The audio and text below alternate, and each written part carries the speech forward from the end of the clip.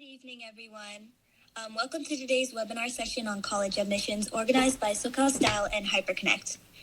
To begin with, I'd like to walk you through the flow of this session. To start, I would like to introduce Hasani, who will deliver the welcome speech and set the tone for the evening.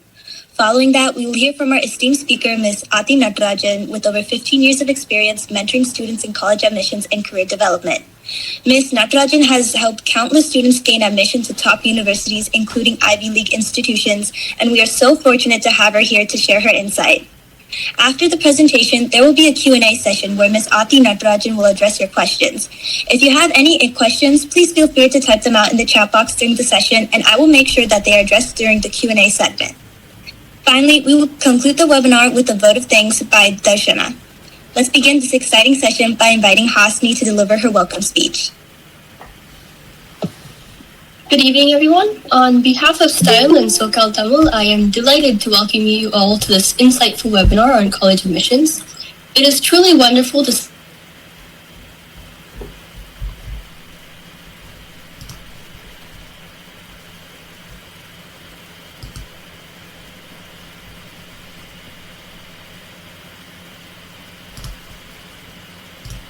guide us through it with clarity and confidence.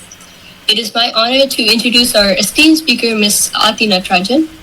Ms. Athi Natarajan from HyperConnect brings over 15 years of experience mentoring students in undergraduate and graduate college admissions and career development.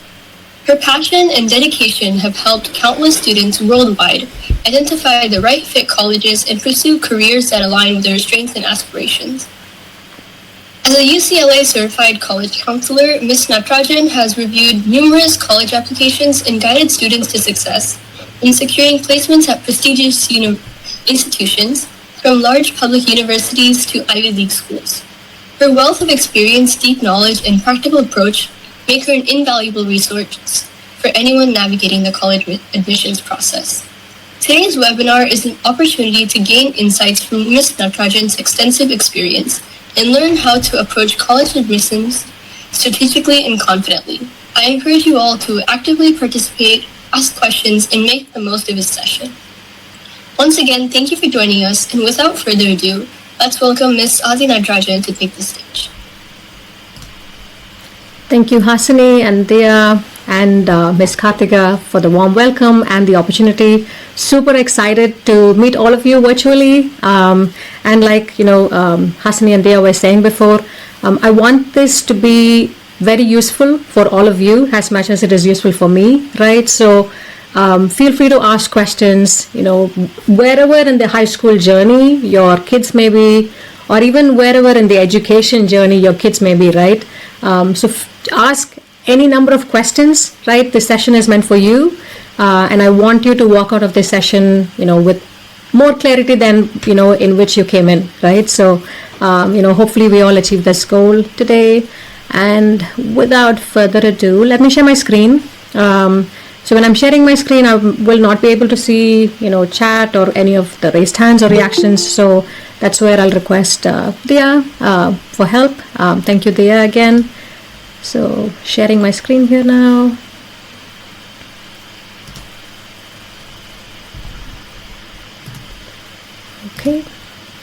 Okay, hopefully everybody can see my screen. I'm assuming that's a yes. Okay, perfect. Yes, we can see it. Yeah, perfect. So like Hasni was mentioning, I am a UCLA certified college counselor with tons of experience working with students and families and putting them ultimately in their dream school, right? And of course, Ivies and Tier 1 colleges are extremely competitive. How do we navigate that journey? And for me, the most fulfilling part of my work is really untapping the potential and capability of every student. Because, like young students are like this raw power and energy, and, just the opportunity to mold that energy and, bring it to a better future is a very humbling experience and also a very rewarding experience. So, I thank all the families that have worked with me so far, and I look forward to working with more families in the future. So, I want to start with, a statistic, and this is from, as you can see, the source, the National Center for Education Statistics, which is a government body that does, like every year publication on how many students enter high school, every year aspiring to go to college. So the latest study is there are 16 million students in the U.S., like in the high school from 9th to 12th. And then, 3 million from international wanting to come to the US every year, who apply to colleges every year, right? So that's kind of like the large competition pool that the high schoolers are operating under to get into the limited number of seats in the college of their dreams, right? So just statistically speaking. And every year, parents and students live in a lot of confusion, right? And some of the typical questions that arise in our mind, and some of the questions that I oftentimes hear are like, is my GPA a good GPA? Do I take SAT or ACT? Or do I take both and then just submit the best of the two scores, right? Like how do I best use my time, right? Which extracurricular do I work in? Where can I go to get all the scholarship money in the world? Which major is the easiest major to get into? And maybe I can backdoor my way in, right? So things like that, right? So every year, these sort of confusions and questions arise, and this is my attempt at showing that, we're at a crosswire, honestly, and that's how all parents and families feel like from grade 9 all the way through grade 12, and this is just a simplified representation of the million other things that kids have to do from grade 9 through 12, right? Be it how do you plan your academics for the next 4 years? Which clubs do I participate in? Do I start my own club, right?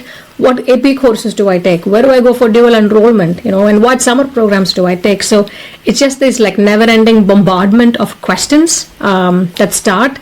Actually, technically nowadays from even grade 8 and grade 7 actually, because for those of you who don't know, UCs allow you to take any math and anything language other than English. So these two subjects for the A to G requirement, they do allow you to consider courses that you took from grade 7 onwards, right? So it kind of like the clock starts from grade 7, and it's just like never ending from that point on, if you will.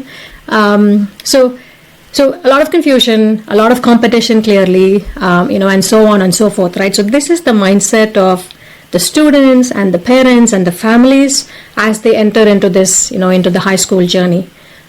With me so far? Any questions? Okay. Oh, any questions? Not any that I can see. Okay, perfect. So with this pool of applicants, right?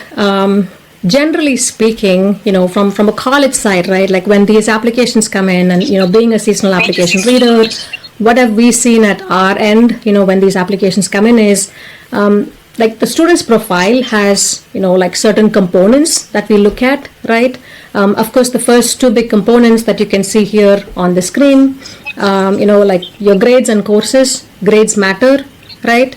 What courses you take matter within your academic setting. Like, for example, if your school offers, AP and IB courses and honors courses, there is more weightage given. Sorry about that. My dog is just going. She doesn't like somebody coming in, I guess. So there is weightage given to courses, that have, more rigor to it, right? So grades and courses, along with standardized tests, basically SAT, ACT, and for international students, TOEFL, Duolingo.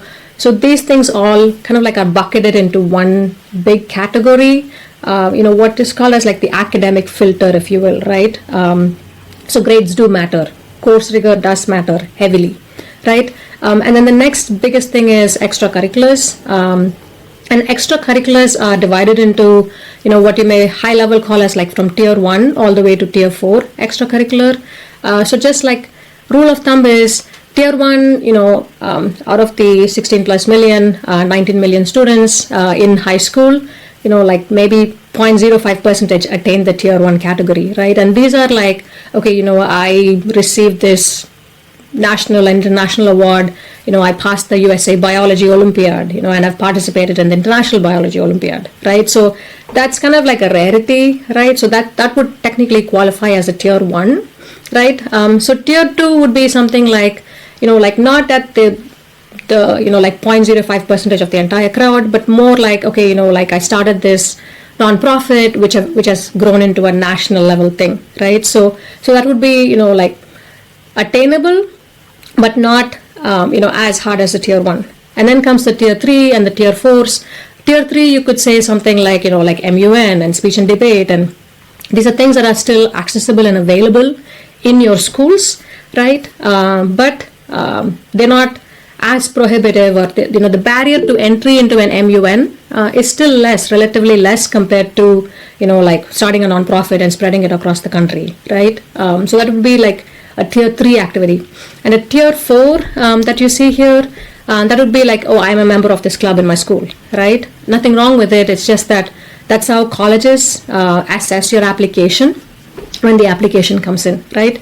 And the percentages that I put in here, these are purely for ballpark, right? Like they don't go like, okay, this student, 35% weightage, and hence, like this is their score. It's not a weighted average score, and then ultimately everybody scores you, and then, like then your application gets, either picked or not picked. These are just approximate numbers, but generally speaking, like that's how they would categorize you, like you have to get good grades, you have to show academic rigor, and most colleges have an academic threshold which you have to cross to be even considered for the, like the next level, which should be, they'll be looking at your extracurriculars, they look at your essays, they look at your awards and honors and those sort of things, right?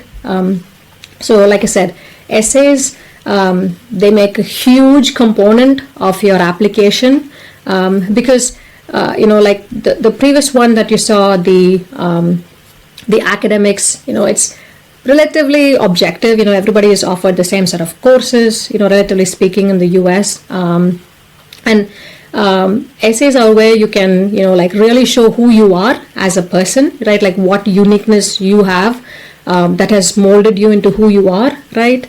And there's a very popular saying in the college counseling industry that even very average kids get into phenomenal colleges with extraordinary essays, right? And it is true. We do see that time and time again.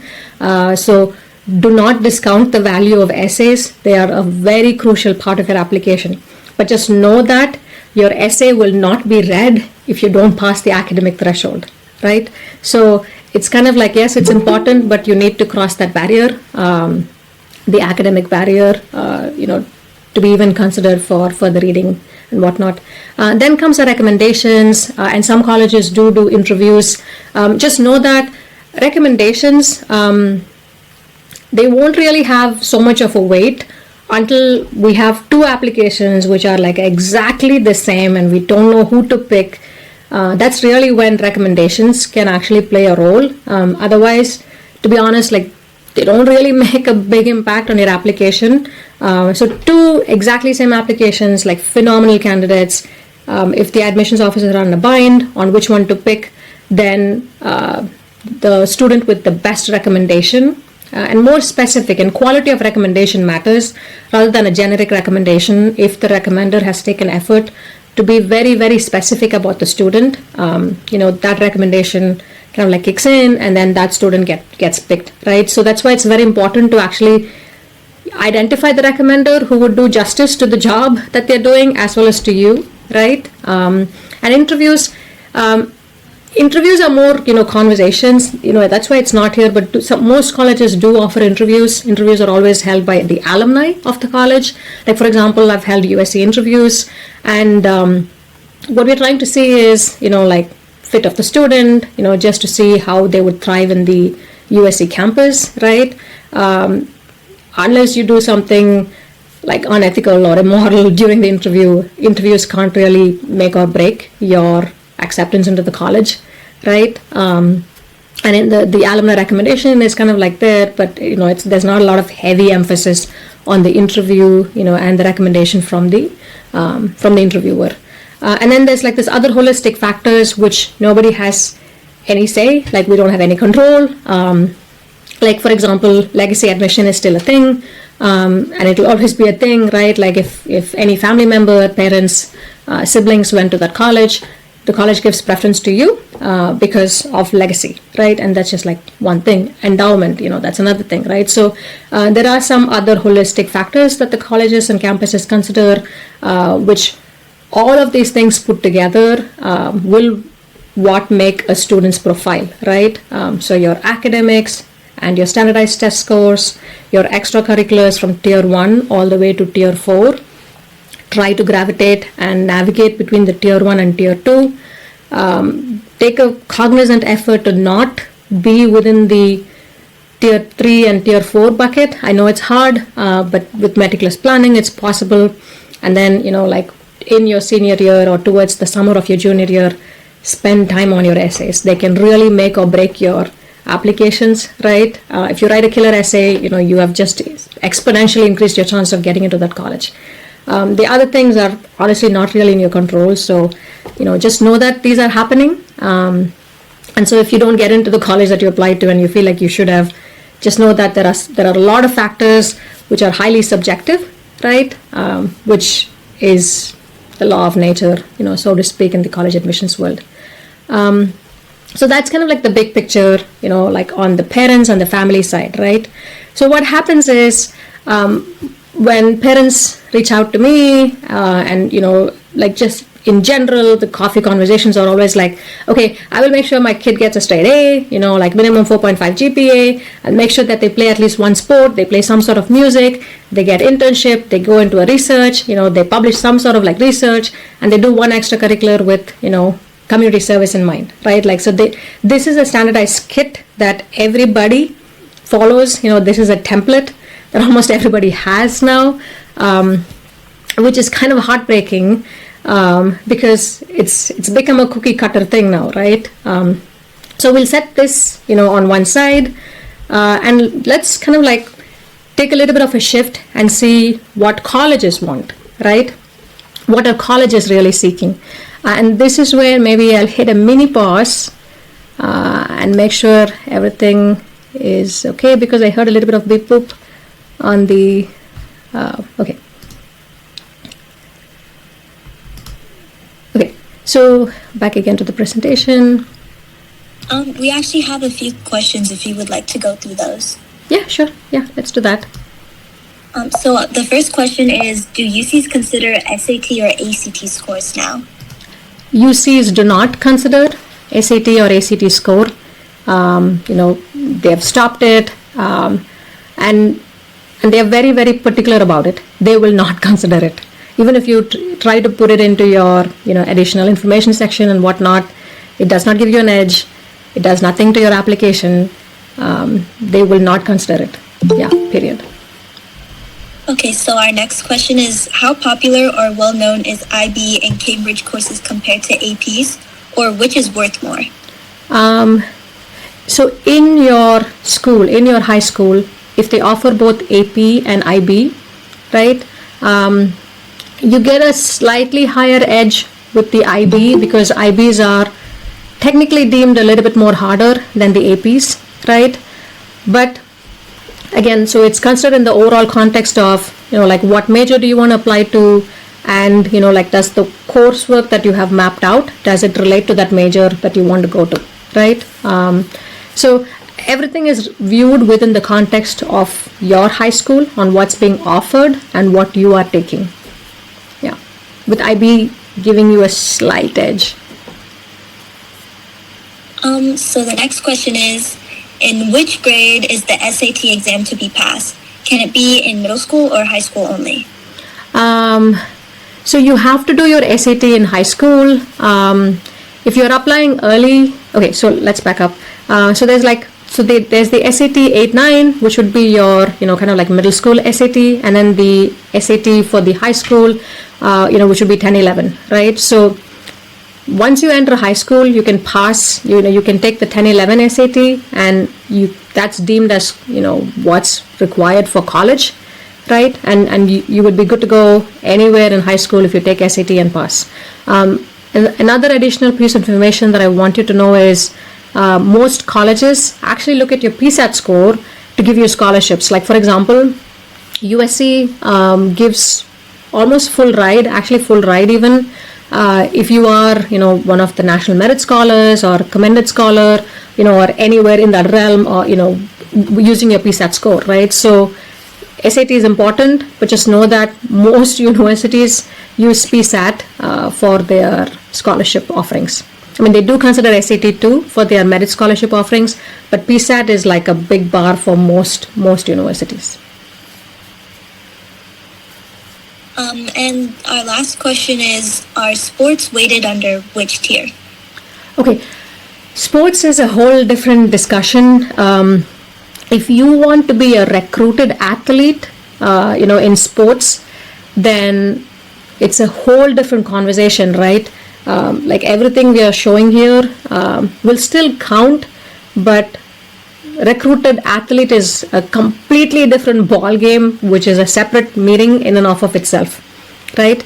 But if you are in your school team, if you are a varsity player, if you are, like basically if you're a varsity level player, right, then that would be anywhere between like tier 2 and tier 3, depending on how competitive the sport is, how competitive your school team is, and whatnot, right? And from varsity, if you're recognized at the state level, if you're recognized at the national level, say for example for cross country, right? If you qualify for state, if you qualify for nationals, then that would put you into the tier 2 buckets, right? So that's how school sports and like club sports even are considered. Yeah, but if you're a recruited athlete, it's a different ball game altogether, and you have to approach it completely differently. Okay, that's all the questions we have for now. Okay, perfect. Okay, let me switch back to screen share here.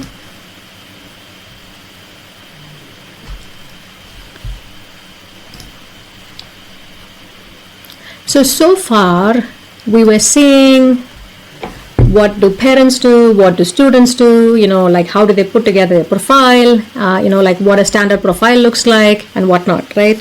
So if you look on the flip side, what do colleges want, right? Who is their dream candidate?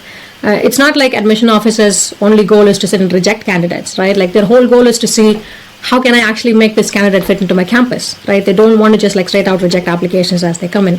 So do they want a well-rounded candidate who's got this like 4.5, plays an instrument, plays some sport, does extracurricular volunteering, does research? Do they want that well-rounded candidate, or how do they go about doing their review of the application, right? So what admission officers do is they review the candidate for fit into their environment, right?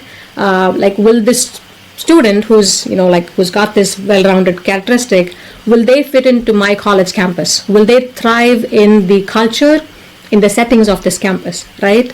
And will they thrive in the major that they're applied to? Because like either this major is extremely strenuous, in this college, we have a very strong rigor, or this major requires ABCD things, which we don't see this candidate exuding so far in the application, right? So that's what they're checking. And ultimately, and also selfishly for colleges, what they want is, will this student put my college in the world's best list, right? Like, because once you pass out, you're going to be the alumni. Like, will you be the next, Steve Jobs, for lack of a better comparison, right? So that's what they want from each candidate that they bring into the campus, right? So they're always assessing fit, fit in terms of like culture, fit in terms of like, caliber, both mental and, like tenacity for, fitting into the major that they choose. And mainly what will they contribute to the campus and what will they contribute to the college itself, right, as an alumni. So what they are trying to do is they want a well-rounded class, right? So the class should be well-rounded and not the student being well-rounded, meaning that in my 2025 batch that, like that admission officers are putting together now, they want the class to be well-rounded in terms of like, oh, I have the student who's, the USA Biology Olympiad winner. Oh, I also have the student who's an amazing painter, and look at the amazing artwork that the student has, churned out, right?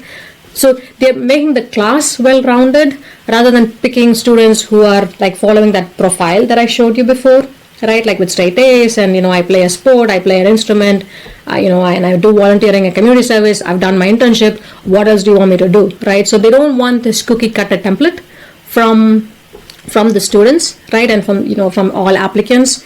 They want the class to be unique, right? Like bring everybody who are having unique characteristics so that new ideas emerge, so that there's like not an echo chamber of similar ideas, but people have diversity of thinking, and that's when growth happens, right? So that's what actively admissions officers are doing. I don't know how many of you have friends or family, or like anybody that currently in the senior year, because right now all the admissions results have started to come out, and you can hear people like either they get deferred, or they get admitted, right? So admitted, clearly they have something that makes them unique enough to make the class well-rounded. And if they got deferred, it means that, like we want to see like who else is out there, right? Like what else, like is this student unique enough? Like that's what they're trying to assess now, and that's why that needle didn't move to the admitted status, and that's why they're being deferred, right? So this is key. This is like, if you forget everything else in the presentation, just remember only this, right? And this will help you kind of like curate your, how do you want to put together your high school journey, right? So, I'm getting a call.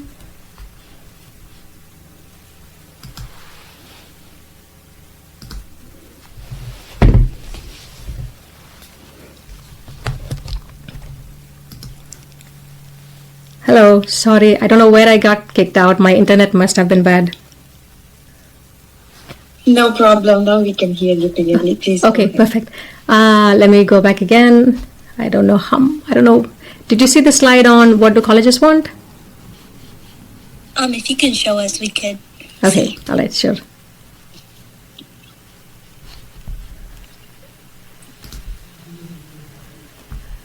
No, we didn't see this one. This one? This is the one we were going to. Yeah. Okay, perfect. Yeah. So I was saying, if you forget everything in the presentation today, the only big takeaway that I want you to do is like remember this, right? Because colleges are trying to put together, a well-rounded class rather than a class of well-rounded students, right? So this is the major takeaway, one of the key major takeaways, if you will, for the evening. Yep. Okay. So these are some other kind of like tidbits and notes, that you can see in the admissions office websites of these top universities, where they say, like it's evaluated in many areas, and we are careful to not place weight on one area over the other, right? And this is from Rice University. Harvard, they're saying that, okay, we seek very promising students. While academic accomplishment is important, it is important. They're looking for strong personal qualities, right? Any special talents or excellence of all kinds. And these are the clues that they give, if you will, right? Where you have to try and think, okay, if I'm really, really dying to go to Harvard, how do I show, like my own unique personal quality, right? Like how do I show my special talent, right? And you have to curate your high school life based off of this, right? So do read the websites very thoroughly, right? Most of the information is kind of like point blank in front of you. And if you read it careful enough, you can actually curate your own journey, right? Through high school, and, make high school life a little bit more easier, and then, like a little bit more easier to accomplish your end goal of getting into the college that you want to get into. UCs, they also have something similar on their website. I'm assuming everybody here is from California. Please do go read the 13 factors that the UCs consider in evaluating the applications. That is key to, and they do follow that to the T, right? Like we are given a checklist to actually mark on, okay, like how are the students against these factors, right? So they do follow that to the T. It's very, very important that all of you understand the 13 factors of, how UCs determine admission onto their campuses. And it's like slightly unique for each campus, but they all fall under the 13 categories. Go on the UC website and you can read it. Like all of this is publicly available data, nothing proprietary. So please go read it to familiarize yourself on, like what each colleges that you want to go into are looking for, right? So from where we started, like this cookie cutter template, we all know that it's not going to cut it, right? Colleges will, like, honestly, this has become like a boring template, where everybody's getting good grades, where everybody's doing the same thing, right? Like it's either this or that, and unfortunately, for lack of a better word, unless you do something unique enough, you're not going to, like trigger the radar, if you will, right? So what's the answer, right? If you don't want me to do all these great things, then, like what is the answer? So let's play this, like mini game, if you will. Maybe a quick Q&A session, and you can, either blurt out your answer or type it out in chat. Because this is very recent. This is as of this month, like with the USC admissions. So I have these are all my students. I did get permission to, to put their stats here, to put all their data here. So between student 1 and student 2, you can read, the weighted GPA, 4.37 and 4.75. One of them is cross-country varsity, and they are a youth mentor at a STEM nonprofit. They also worked as an ice cream scooper at Baskin-Robbins, and they did the SRA program at UCSB, right? That's student 1. Student 2, they have again 4.75. They're softball team captain. They do traveling softball, and then they're the robotics team captain at high school, and they did a USC summer research. So who do you think got into USC? Guesses? Student 1. Student 1? Everybody says student 1. Wow. Okay. Yay for student 1. Are you sure? Because student 2 did actually do a research at USC. Like that's what they did, their summer research. I don't think so. That's a major criteria. I mean, it does. But now I see a lot of student 2. So, I mean, at its face value, if you look at this, they're both phenomenal resumes, right? Like the GPAs are, they're hard to get GPAs, right? Like they're not easy. They're both doing sport and they're at like their top level, right? And they both did some sort of like major summer program, and one of them did it at USC. And maybe I should have given you the clue for like what major. They're applying to two different schools actually. So one of them applied to the Donsep School for cognitive science, and student 2 is applied to the Viterbi Engineering School, right, for biomedical engineering. So maybe that's a clue for who would have got in. Okay, so I won't hold the surprise too long. Student 1 got into USC, and again, many factors kick in, right? They're both very competitive majors. Engineering as well as cognitive science, they're ridiculously competitive majors. And this is where, and yes, they both passed the academic threshold, right? Even though the student who got admitted is of a lower GPA than the student 2, student 2 got deferred, right? Like USC does not deny in the early action. They got deferred. Even though student 1 has a lower GPA, their essay had a very unique style of writing, and the way they told their story was so unique, right, compared to the other student. And again, like both of them are my students. They're both very deserving students, but just that essay, I could tell that this student was having that slight edge, through their essay, right? So that's why I'm emphasizing heavily, focus on your essays. They're key differentiator for how you succeed in your college journey. Okay, so let's do this one. Next one, MIT also came out, right? All the early action decisions came out. Let's do student 2 is the same, right? It's the same student. Student 1, so they have a 4.79 weighted GPA. They took 15 dual enrollment courses, and just know that MIT is big on academics, right? Because studying at MIT is hard. So student 1, again, the high school robotics team, they did do a major research publication associated to the major that they were applying to. Who do you think got into MIT? Student 1. Student 1. Student 1. Okay. Student 2 got into MIT.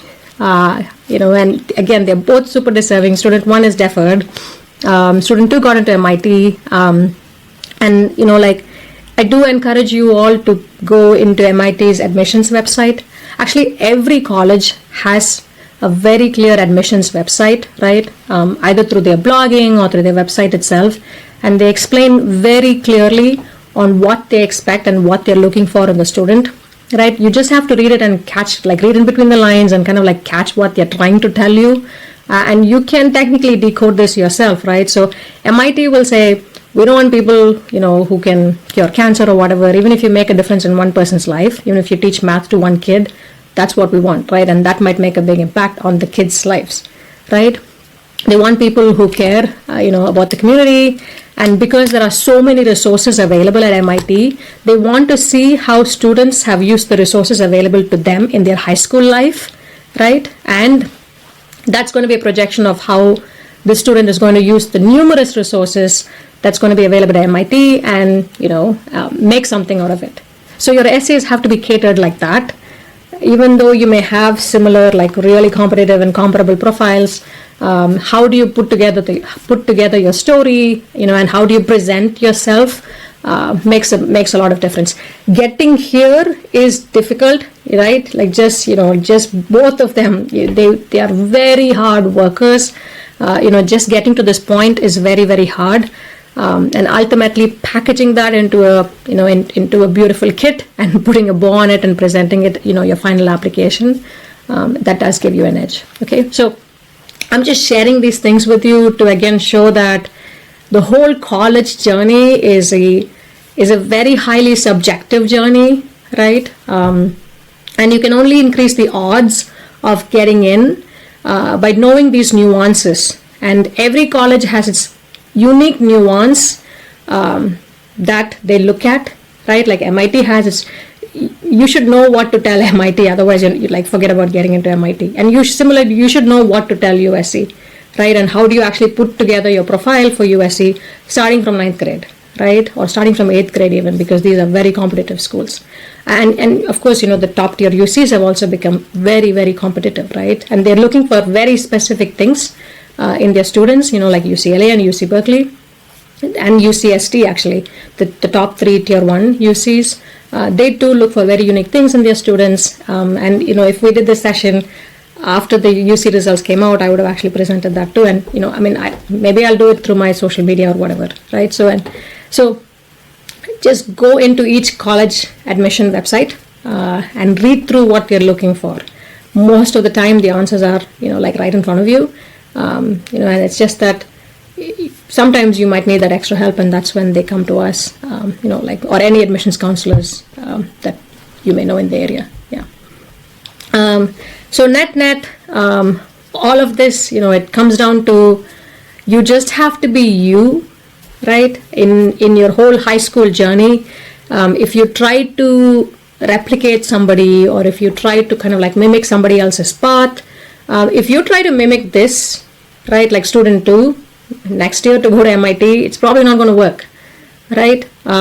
Because again, remember, MIT is looking to have a good mix in the class. The class should be well-rounded, and maybe this student had something which made the class well-rounded, right? So don't duplicate what you had seen, right? Yeah, maybe these work, maybe these don't work next year, right?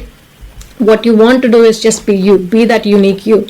Right, like this one student was adamant that she wants to go work at Baskin Robbins, and she wrote a whole essay about her, work experience at Baskin Robbins just down the street, right? And I feel like that's what gave her the edge, right? So she wanted to do that, right? And so my big emphasis for all of you is, if you want to go do something in high school, just put your heart and soul and pursue it. Sorry, was there a question? No, sorry, I got unmuted, so sorry about that. No problem. So yeah, so put your heart and soul and pursue that, and nothing else will give you a bigger edge than being you in high school, right? Or like being you throughout your life, honestly. And then, the process of putting together an essay and the whole application becomes so much more easier, right? Your thoughts will be more fluid, and then you can present yourself really well in your application if you're yourself, okay? So I will pause here because the next is, like all about career. So I'm going to take a mini pause. Any questions so far? We do have quite a few questions. Hooray. Yes. So the first one is, can you give me more insight about the PSAT?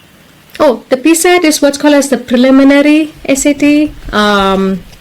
Actually, people call it different things. It was practice SAT, preliminary SAT, and then even College Board said people interpreted it so differently, so we're just going to call it PSAT and leave it open for interpretation. So it's typically the test that students, you could take it in your, it's offered once every year. Typically students take it either in their 10th grade or in their 11th grade. It's the last week of October. It's typically the last week of October or like maybe early November if things get pushed out. So 10th or 11th, right? If you want to, and most students apply, in their 12th grade to colleges. Some students want to skip their 12th grade because they have done, all the requirements and they don't have anything else to study. So if you want to apply in your 11th grade to colleges, then you take your PSAT in 10th grade. But if you want to apply, like the regular, most of the students, then you take your PSAT in the 11th grade. If you're super ambitious, you can take it a year ahead. Our next question is, does orchestra carry any weightage in the application? Yes, yeah. Everything makes up, who you are, right? So don't think that doing one thing is better than the other thing. So if music is your thing, right, like just dedicate to it, go for it. Like for example, my son, he loves music. He practices music like almost 30 hours a week, right? And he's in every band and every orchestra possible, and that's the only thing he does. So if that's what he likes, that's what he likes, right? It does carry weight because just like sports, being in music is also a huge time commitment, and admissions officers know that if you have to dedicate so much time for music and if you're still getting good grades, again, remember you have to pass the academic threshold to be even considered for the next kind of like your extracurriculars and essays and recommendations. So if you are doing well, if you pass the academic threshold, and if you're doing all these, like time-intensive extracurriculars, they do make an impact. And in music itself, if you win competitive awards, that gives you more edge. Yeah. If the student hasn't taken SAT yet in junior year, do you still recommend to take it? The student hasn't taken SAT in junior year? Yes. It depends. If you only want to apply to the UCs, and if you want to save time, don't take the SAT, right? Like if UCs only is your goal. But if you want to apply to other schools, actually, even last year, most schools kept SAT, ACT as optional because of the COVID era. Now everybody wants to see the SAT, ACT score because that's kind of like the only standardized thing that the admissions officers have, right? In the context of like a national evaluation, right? Because it's the same test that everybody across the country takes. But not unfortunately, but on the contrary, if you see things like your GPA, right? Your AP scores, your honors scores, that's very subjective to your school, right? Like one school might evaluate the students much more leniently than another school, right? So a 4.5 across the country doesn't mean the same in terms of GPA. So admissions officers would actually love to see the SAT, ACT score because it's a more standardized test, right? That's why they're called standardized tests. So you do get a slight advantage, having a good SAT score. I should have put the SAT scores for the students too in the presentation. The one who got into USC has a 1540, and then the one who got into MIT has a 1570 SAT score. Yeah. So yes, please take your SAT. I would recommend if you're looking for colleges other than the UCs, definitely take the SAT score. Can Tamil language be considered for bilingual credit for high school and college students? If yes, how can we enroll for Tamil? Not that I know of. It's still not one of the language other than English Again, not that I know of, but I've heard some folks say that yes, they have used it for second language credit. I don't know, like not that I know of, and to my knowledge, not so. If you can touch upon the transfer into UCs after a year of community college using the TAC program, it would be great. Okay, so transfer admissions is a whole other discussion, right? So at a high level, yes, you can transfer. You can transfer from community colleges to the UCs, and there's like a whole articulation agreement that the UCs have with community colleges. You have to meet certain credit limit. You have to meet certain course requirement to be eligible for transferring. It's a whole separate discussion, actually. Yeah. So I'm just assuming this is just like all first year applicants, and we'll focus this one just on the first year thing. But yes, you can transfer. Are there any impacts of Scout and city volunteering efforts for this application? Efforts for city volunteering, and what was the previous one? Scout. Scout? I don't know what that is. Like, you go outdoor camping and you get the badges, I'm pretty sure. Oh, Boy Scouts? Like Yeah. Boy Scouts, Girl Scouts, Scouting? Yeah. And see, any extracurricular is an extracurricular, right? So colleges, when they look at extracurricular, they're going, okay, what are you doing outside of school with all your time in hand? How do you use it, right? Whether you go scouting, whether you go camping, whether you go like selling cookies door to door, that's your wish, right? And when the application comes back, when the admissions officers are reading the application, it gives them an understanding of like how would you spend your time that you have in hand when you're not studying, when you're not in school, right? So, and if that's the image that you want to project of you, yes, please do, right? Like if you really love scouting for whatever reason, right? Project it and write about it and be proud about it, and write it in a way so that people see your enthusiasm. Yeah. What is the SAT score majority of colleges are looking for? Is there any cutoff? There's no cutoff for SAT. Just like how I said, there's an academic threshold, right? So, like for example, HyperConnect, every year we collect the data, of what was the average score for the UCLA, UCSB, like all the UC admissions, for the Ivy admissions, for literally almost like 2,000 colleges across the country. We consolidate like what's the like the average admit score, what is the average SAT ACT score, like and the cost of attendance and whatnot, so that we have that data, right? So there's no specific cutoff for SAT, right? But of course IVs, the higher the SAT, the better, but they don't really have a cutoff per se. But if you go into, if you need access to this data, you could actually go into, there's something called common data set.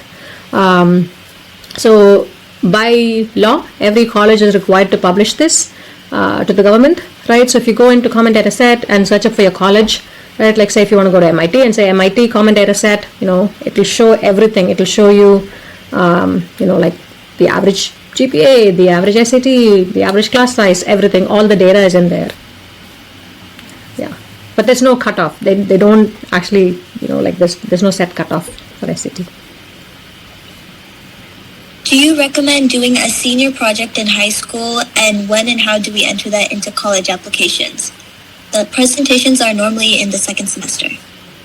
A senior project in high school, meaning like for your like AP seminar and project presentation? I don't understand the question actually. Could you please elaborate, whoever wrote the question? Actually,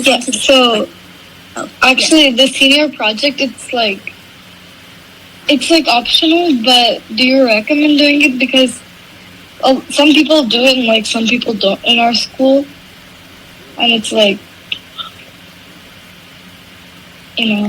Okay, so if it's some project to fulfill, a credit requirement for a particular course that you're taking, yes, please go ahead and do it.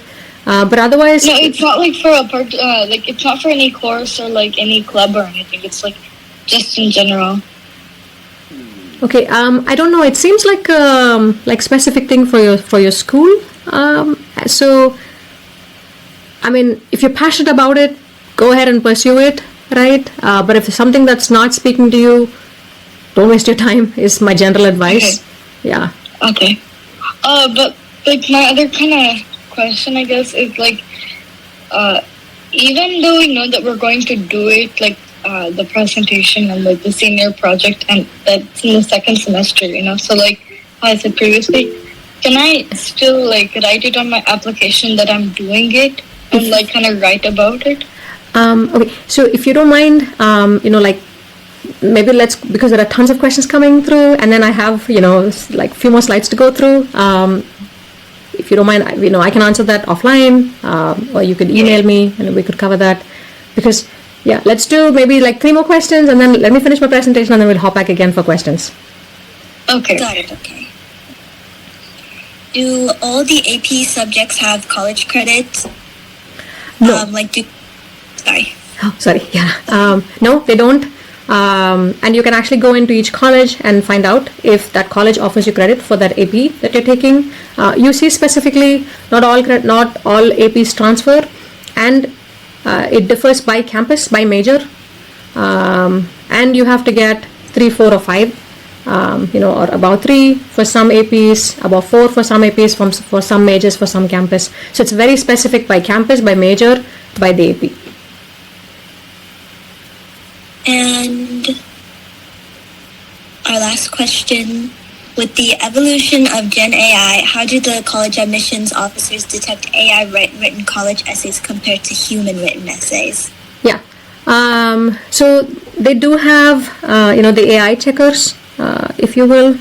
But in speaking with the college admissions officers, they said that, we have a lot of like false negatives or like false positives, right? Which is triggering a lot of confusion. So, yes, they do put it through the checker. If there's a big flag, then, it's kind of like a straight out reject. But if it's like false positive, false negative, then what they do is the admission officers, it's their discretion.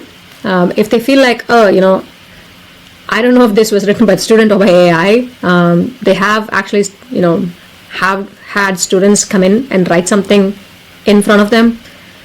So you write on the spot, and they check, how that essay compares with what was there. Granted, it's very hard to write under pressure in the moment, so they do cut you some slack. But I've seen colleges ask the students to write another essay if they feel like that's something not human in their essay. And actually, honestly, if you see AI written essays, you can see that it's actually too perfect. Like no human writes like that, right? And also another big saying in college admissions world is, if you are a very good writer, you're kind of like screwed a little bit, because like not a lot of high schoolers can write perfectly, right? Like while they're still in high school, right? So people do catch it, like when people read it, when admissions officers read it, they do see that, I don't think this is human written. Yeah. Okay, back to the presentation.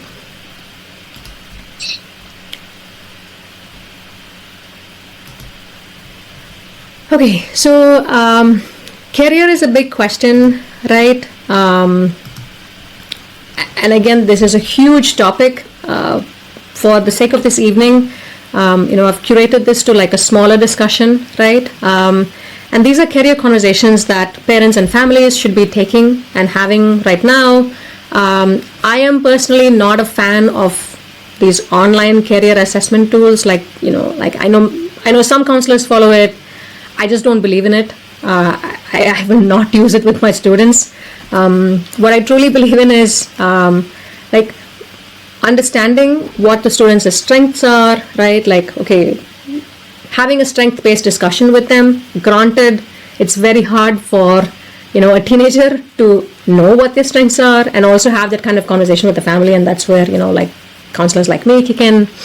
And like giving them an opportunity to explore different career potentials and like whatnot, and actually how to work with them to get to kind of like the career that they want to go to, like how does the educational journey look like, right? So these are the things that we have to map out. So simple things that parents can do at home, if you can. Again, I know it's very hard. It's very hard having teenagers open up and like have that kind of clarity. Career conversation is a long conversation. It's one of the first things that I do with students, right? Like even the ones that got into MIT and USC, for example, they didn't know that, coming in that they were like, oh, I want to be this engineer, or like, I want to be this cognitive scientist. They did not know coming in, right? So it's a process of getting there, right? But parents, few tips that I want to give you is, what are your short and long-term goals, right? Like, have you started to think about that? If they haven't, please ask them to start thinking about that, right? And students who are listening to this, right? Like, start thinking about, okay, what are my short-term and long-term goals, right? Like, after I finish high school, where do I see myself, right? And then after I finish college, where do I see myself? Okay, if they already have a career in mind, like, what is it? Like, what about that career is interesting to them, right? And how do they even know that's the career that's of interest to them? Is it just that they heard that name and they think that, like, oh, biomedical engineering sounds very cool, I'm going to go try that? Or do they have a true understanding of, like, what that career actually means, right? And that's where the biggest gap is. And I'll tell you, 90% of the students who come in to say that they want to be doctors, they all say they want to be pediatricians, until I tell them that pediatricians get, are kind of like one of the lowest paid doctors, actually lowest paid, like graduates, if you will, right? And then they go like, oh, sorry, no longer wanting to be a pediatrician, right? So they have to have a true understanding of what their career means, right? Again, compared to their short and long-term goals. And then ask them questions like, okay, where do you see yourself from 5 years, right? And then beyond that, like, what not, right? And then using all of this, then that's where we put together somebody asked a question about the community college transfer, right? So is this a 2-year thing or is this a 4-year thing? How does our educational journey look like? And you start mapping that out, okay? Career conversation, it's a much, again, this is another session. It's a much longer conversation.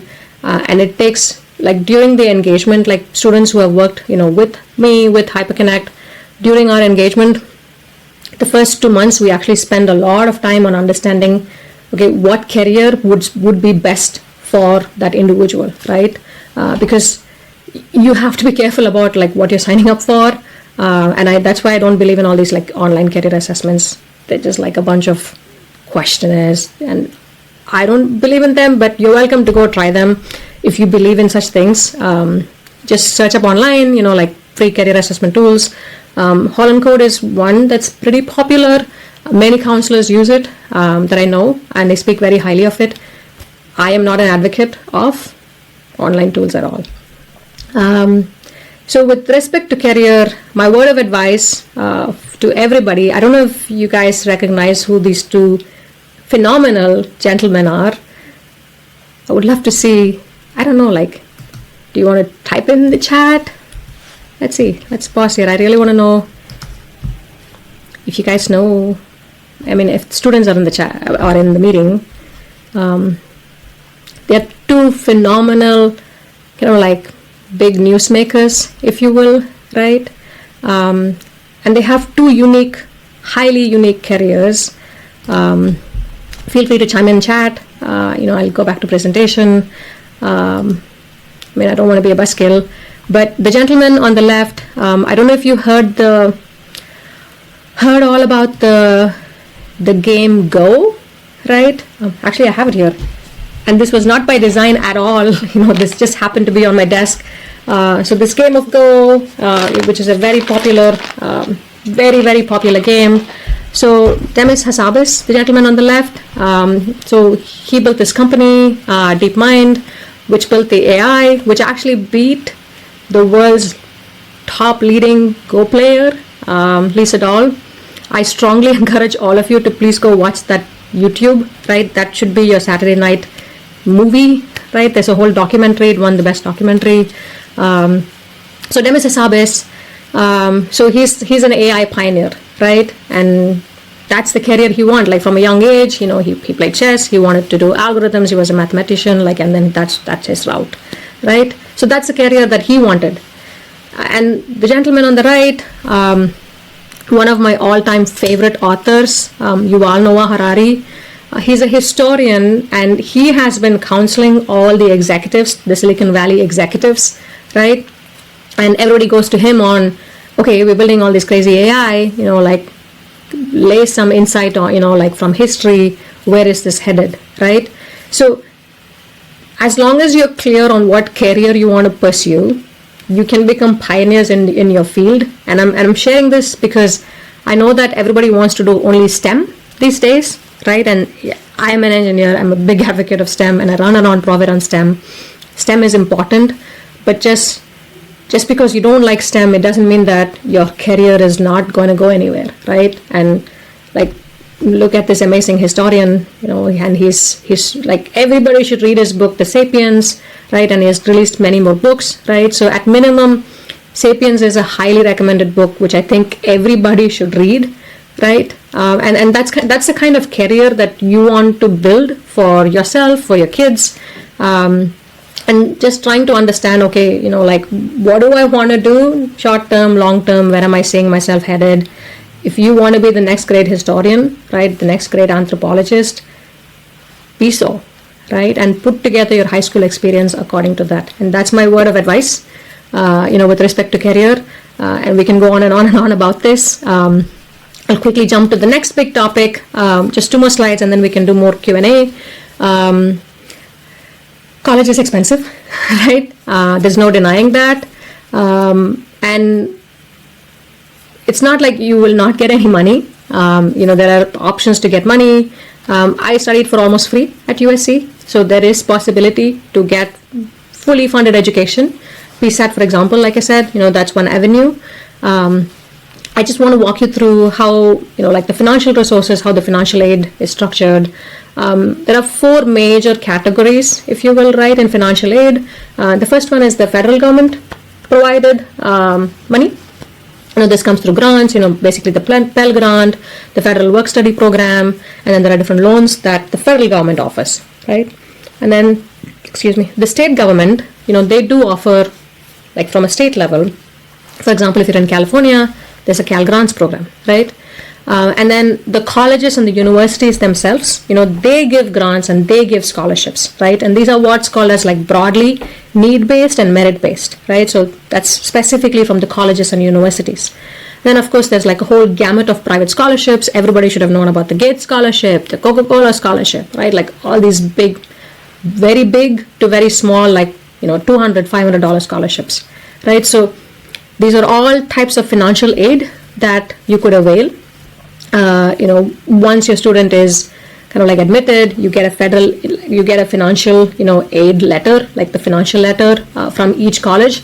So that congratulations, you're admitted, and then boom, like here's your financial aid. This is what your financial aid package is looking like, right? So it could be a composition of any of these, right? And what are the types of aid, right? So the left-hand side, it's purely merit-based aid, where it's based on like because of your merit, your academics, your special talent, or your skill. Because of pure merit, you get that money. Okay, not all colleges give you merit-based aid. Actually, many colleges don't give you merit-based aid. Okay, so if you early on in your college journey, if you don't want to spend money, too much money out of your pocket, then you have to be careful about picking schools to apply to. Because if you apply to a college that does not offer you merit-based scholarship, then even after you get admitted, it's going to be heartbreaking to reject that college, especially if it's a top coveted college. Okay, so just know that most colleges don't offer merit-based scholarships. Okay, and then on the right hand side is the column of like need-based scholarships or money, right? And these come in different forms. Just because you have a need, colleges just don't go like, okay, here you go, take all the money, right? It doesn't work like that. So the need-based award is again further categorized into like 3 buckets, if you will, right? Like one is through grants.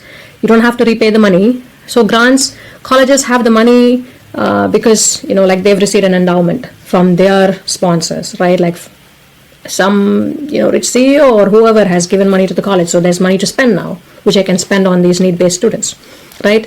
And then colleges do encourage students to take loans. There are federal, state, some colleges provide loans themselves.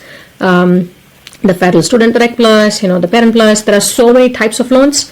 Again, that's a whole different conversation. And it's more specific for seniors. There's loans that go into like fulfilling the need aid. And then there's work study, right? So the money that the student earns, again, that's the money that they earn, right? Which again goes back to paying their tuition, right? So these are kind of like the compositions of like how you can pay for college, right? And how need and merit-based scholarships and grants and loans work. Again, like I said, this is a much more deeper conversation. My piece of advice is, if you're researching colleges and if you don't want to shell too much money from your pocket, just rule out the colleges that don't offer merit-based scholarship, unless you do qualify for Pell or Cal grants or whatnot. Okay, so that's kind of like the last slide that I had. So now is when we can switch over to questions. We can start populating more questions here. I can stop sharing. Okay. So, based on your experience, what's the percentage of students to go outside UCs in California? My students or just students in general? Your students, I'm assuming. Oh, yeah, if they get into MIT, I'm very sure where they're going, right? It really depends. Actually, it has actually changed year over year. And also, if you look at the California trend, and again, all this data is publicly available, you just have to go search. UCs are also not admitting as many California students, compared to what they were doing like 10 years ago. So, if it's a good school, if they have decent scholarships, yes, they do choose schools outside of the UCs. For what it's worth, I'm a big advocate of, exploring outside of California. Is it possible to give a separate talk on community college route to USC, since it seems it needs separate attention? Community college to USC may be really challenging. Community college to UCs is possible, right? Like there's a clear path. Community colleges to private schools is also possible, though there's like only a very, very, very small fraction that they admit into private schools. But community colleges to the UCs, yes, I'll do my best, to see if we can schedule another conversation on that, How many extracurriculars and awards can we enter for UC applications? Okay, so in the UC application, there are 20 sections, if you will, right? Or like 20 tiles where you can actually punch in either your extracurriculars or your awards. It doesn't mean that you have to fill in all 20. Most of my students don't go more than 10, 15 at max, right? Because you want to write the things that you have spent most time on, rather than saying, like 2 hours a week I went jogging. No, it doesn't really make that much of a difference. But yeah, so UCs, you have 20 options to enter for extracurriculars and awards and honors. In the Common App, which is for almost all the other colleges, Common App it gives you 10 spaces for extracurriculars and then 5 for honors and awards. So 15 versus 20 for the UCs. Yeah. Please recommend some sites or companies who accept high school interns that are non-paid. There are plenty out there. I can consolidate and maybe send it to Ms. Karthika, and then she can publish it out to all of you. Yeah. H4 students who have H-1B visa parents are not eligible for educational loans, and they are considered for non-residential educational fee within same state itself. Is it so? Any suggestions for this? Yeah, unfortunately, yes. There's not a lot of like educational loan and leeway. They're unfortunately considered as international students. In H-1Bs is a slightly different conversation. But to answer your question, unfortunately not considered for all the federal loans and grants. Yeah. The next question is, research is something that I am interested in. Is it a good extracurricular? Research? Yes. Yeah. If you like research, yes, go for it. Right? There's nothing wrong in doing research. It's just that when you present your research in your, through your college application, make sure it kind of ties into your interest, your passion, and admissions officers are able to see that, right? Like, oh, I know why the student is wanting to do research in this space. Yeah. So yeah, I mean, go for it.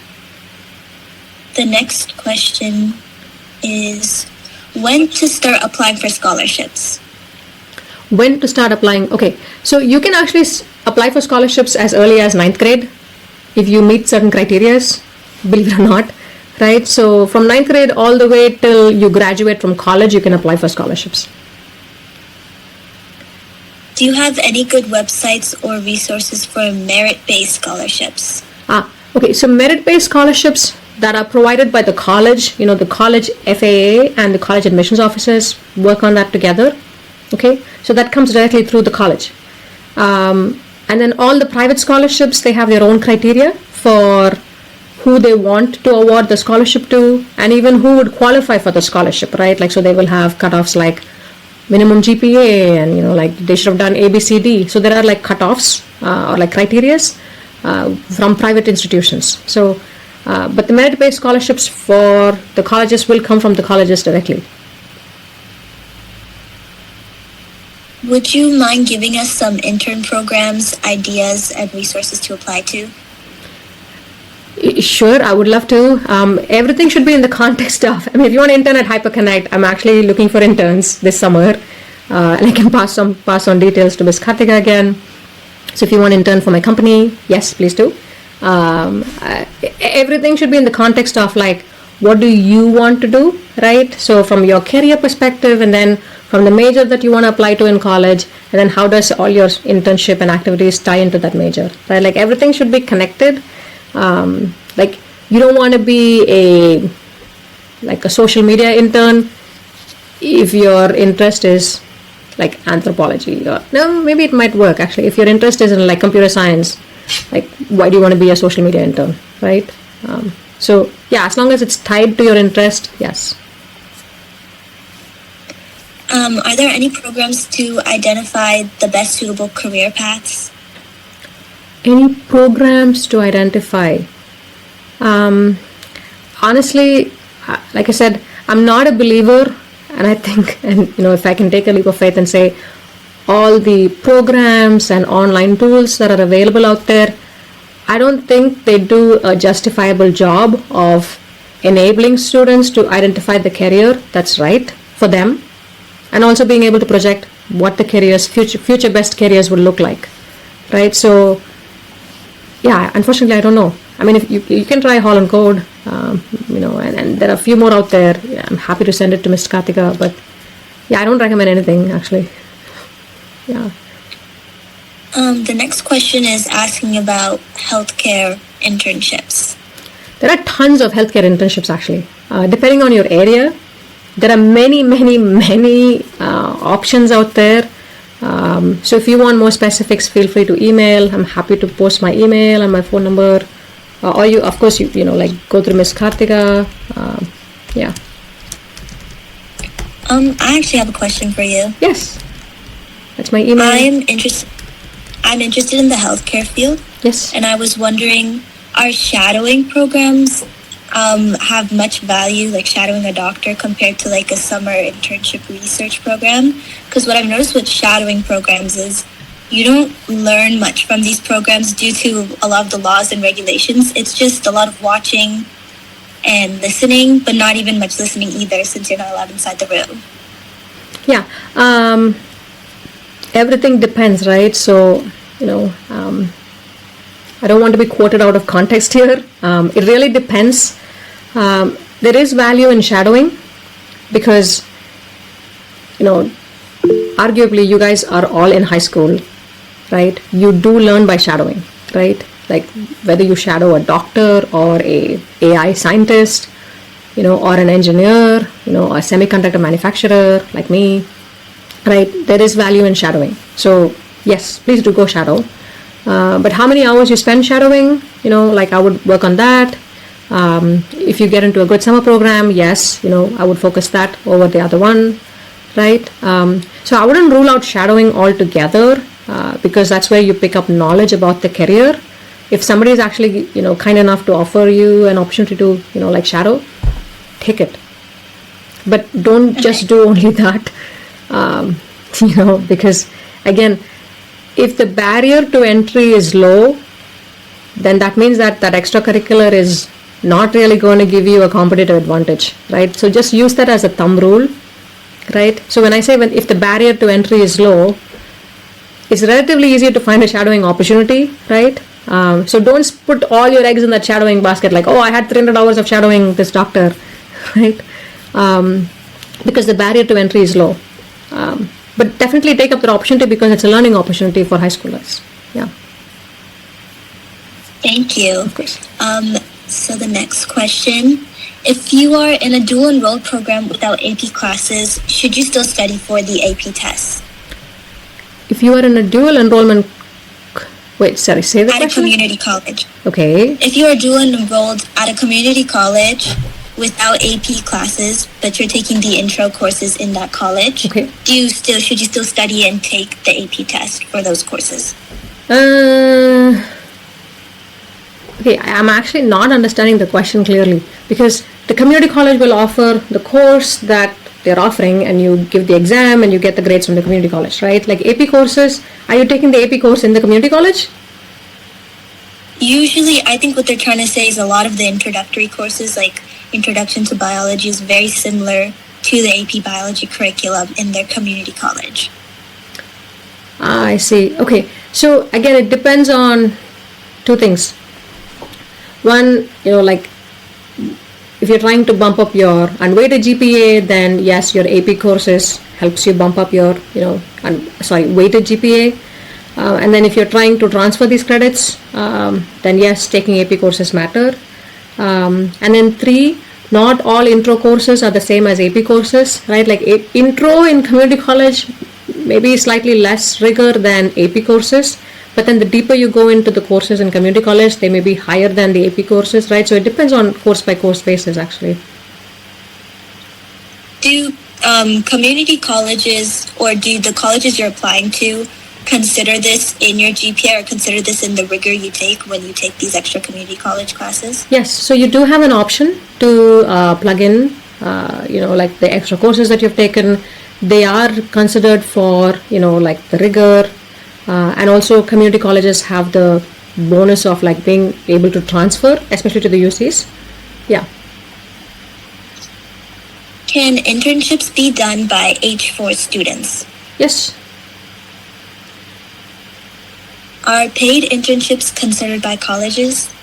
Absolutely. Actually, paid internships have more weight than unpaid internships, right? So again, if you're really good, please come. I'm going to give you a paid internship at HyperConnect. So yeah. I think they mean internships where you pay. Yeah. So yeah, you get paid, right? No, you pay to be in the program. My question, no, I asked if we pay for we pay for a program and take the program in colleges. Oh. Like Cosmos, if you, for example, UCs have Cosmos, which costs like $4,000, like that. I'm asking, Got it. Yeah. So competitive summer programs for which you pay, some of the big ones like Cosmos is definitely worth it, right? UCs do consider you favorably if you do Cosmos. And then there are other programs, which Stanford offers, which you pay and take. These are very competitive to get into, right? So those are valuable. But I do know that like some counselors, if you pay them money, they put you in internships, right? And all applications that we've seen, they all have the same companies where these students have interned. Then that's a flag for the admissions officers going like, oh, this student went to this counselor and that's where they're doing research in this lab and that's where they're having internship in this area, right? So that's a flag. So don't work with counselors who put you in internships if you pay them. That's a red flag for all applications. Sorry, yes. Yeah. Can colleges consider if a student does an intern or volunteer hours abroad? Okay, so we do see this more often times, especially with students of Indian origin, students of like Chinese, Taiwanese origin. They go back to their kind of like home country and do internships. It's actually viewed in context, to be honest. Yeah, because again, I think the barrier to entry for that is not as high. so it's not given the same amount of weightage, right? Again, this is viewed in context, like it's not the same thing. He called me, and his dad was there. They're asking, do you need an extra national set? Because Abhijit's team, they use two of them side by side. But they're using different architecture, and that architecture allows them to use. Is that a question for us? Or? No, can you please mute yourself? Thank you. Next question. For computer science and computer engineering, how could I talk about personal programming projects I have done on my own for fun? Could I do it in a prompt about passion? Yes, please. Yeah, those are the kinds of things that they want to see, right? Especially if you're a computer science aspirant. Those are the stories that people want to read. Yes, please. Yeah, and there are many prompts that you can pick and choose to answer that. And another person asked, do I count as an international student when applying to colleges if I have an H4 visa? Yes. And can high schoolers do self-study AP classes if the schools don't offer those AP classes? Yes, you can. Yeah, many students have. Yeah. How useful is an IB compared to an AP? How useful? Yes. Okay, so IB, it's a little bit more rigorous than the AP, right? So if your school offers IB and if you want to take it, right? Everything is within context, and we have to, I don't want to peanut butter and say, oh, this is better than that or that's better than this. It's actually within context, so we need to go a little bit more deeper, to answer the AP IB question. To avail educational benefits, can H4 students apply for F1 visa from here, or do they need to go to India to apply the F1 visa? Okay, this is a longer conversation. There are a lot of situation specifics on this one, so I'm going to park this one for later. It's a much longer conversation. The whole H4, F1, depending on where you are in your, your GC processing, depending on how much time what part of your high school you studied here, if you spent all of it or part of it here, all of these things go into deciding, how your application is reviewed, how your loans and grants are reviewed, all those things, right? So it's a much longer conversation, unfortunately. How do self-study AP classes affect your weighted GPA? So you enroll in the AP, it goes into the transcript, so it would affect it the same way that it would if the school is offering it. Should a computer science major do IB if the school offers computer science related IB courses? It's not a question of should you do it, right? Again, nobody's forcing you to take any courses, right? You can take just college level, the minimum, CP level courses and just cruise through it. Definitely, there's more weight for honors, and then there's more weight for AP, IB, and then, the additional dual enrollment and community college courses that you do, right? Again, it's not a should. If you want to do it, if you feel like the IB courses are going to be helpful for you, go for it. And then the next question is just asking for a special H4 we're going to set aside the okay. So we have a request for H4 sessions, and then we have a request for the community college sessions, right? Yeah, let me see. Yeah. How many average community volunteering hours are expected by colleges? Colleges don't expect anything in terms of community volunteering, right? But if you're truly passionate about community volunteering, then do volunteer, right? And show that passion in your application. If you're just doing it for the sake of, like a PVSA, right? I can't tell you how many times I've seen students have PVSA awards. Nowadays, everybody and their grandmother is getting a PVSA award, right? There's silver, bronze, gold. I got, these 3 years, right? So if you're truly passionate about serving, go for it and let it show on your application. Colleges don't mandate community service hours. Some schools require students to have community service hours, and if it's a school requirement, fulfill it for your school credit. would you recommend for community hours when you break it down? Should it be in a variety of areas, or should you focus on one establishment or one area and kind of create get some nice positions in that branch?